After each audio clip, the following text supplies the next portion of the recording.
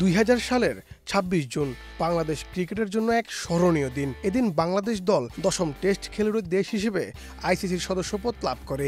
এরপর এখন পর্যন্ত বাংলাদেশ দল 153টি টেস্ট খেলেছে। 26 জুন 2025 বাংলাদেশের টেস্ট স্ট্যাটাস প্রাপ্তির 25 বছর পূর্তি। দিনটিকে ঘিরে বাংলাদেশ ক্রিকেট বোর্ড নানা আয়োজনের পরিকল্পনা গ্রহণ করেছে। বিসিবির নতুন সভাপতি আমিনুল ইসলাম বুলবুলের সভাপতিত্বে গত বৃহস্পতিবারের বোর্ড সভায় এ নিয়ে কিছু সিদ্ধান্তও নেওয়া হয়েছে। 25 বছর পূর্তি পালনের উদ্দেশ্যে নানা পদক্ষেপ গ্রহণ করেছে প্রেসিডেন্ট আমিনুল ইসলাম বুলবুলের নেতৃত্বাধীন বিসিবির বর্তমান পরিচালনা পর্ষদ। আয়োজনের ধরন আর বাস্তবতা মিলিয়ে এই আয়োজনের পেছনে ব্যয় হতে যাচ্ছে কোটি টাকারও বেশি। কিছু ঘাটতি রেখে হুড়োহুড়ি করে এই আয়োজন বিসিবির।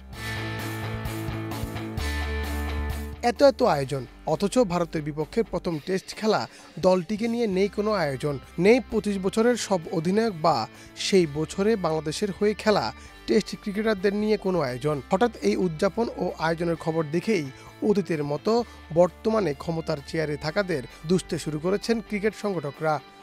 প্রশ্ন উঠেছে একটি, এসব কি রজত জয়ন্তীর আয়োজন নাকি বরাবরের মতো অর্থের অপচয়? Gold's Gym is a globally recognized and well-established fitness brand with over 600 franchises around the world. Now at the Bosundhara Sports Complex and Bosundhara City. Gold's Gym Bangladesh. Admissions now open. টেস্টে বাংলাদেশের পথ চলা 2 যুগেরও বেশি, অথচ বলার মতো নেই তেমন কোনো অর্জন। 153 টেস্ট খেলে জয়মাত্র 23টিতে, হার 111টি আর ড্র 19টি।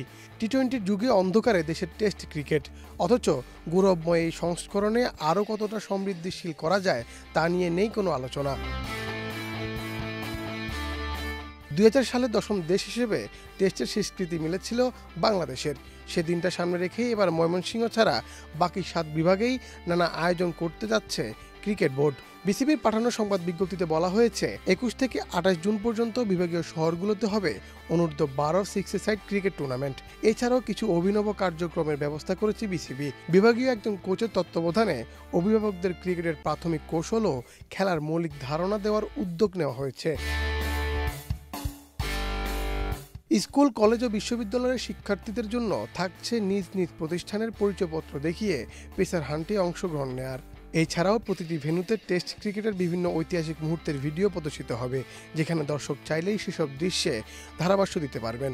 শিল্পকলা একাডেমির সহযোগিতায় টেস্ট ক্রিকেট বিষয়ক ছবি আঁকার প্রতিযোগিতার আয়োজন থাকবে প্রতি ভেন্যুতে। হিট দ্য স্টাম্প চ্যালেঞ্জে একটি স্টাম্পে বল ছুঁড়ে আঘাত করার মজাদার লড়াইয়ের ব্যবস্থাও রাখা হবে। আর গুড লাক উইশ বোর্ডে টেস্ট ক্রিকেট সম্পর্কে নিজেদের বার্তা বা শুভকামনা জানাতে পারবেন ভেন্যুতে আগত যে কেউ। তবে হোম অফ ক্রিকেট খ্যাত মিরপুরে কী ধরনের আয়োজন রাখা হয়েছে সে বিষয়ে কোনো কিছু খোলাসা করে বলেনি বিসিবি। তারপরও সাবেক টেস্ট ক্রিকেটারদের এই আয়োজনের অংশে না দেখে প্রশ্ন তুলেছে অনেকেই। মুন্না চন্দ্র দাস, বাংলাদেশ প্রতিদিন।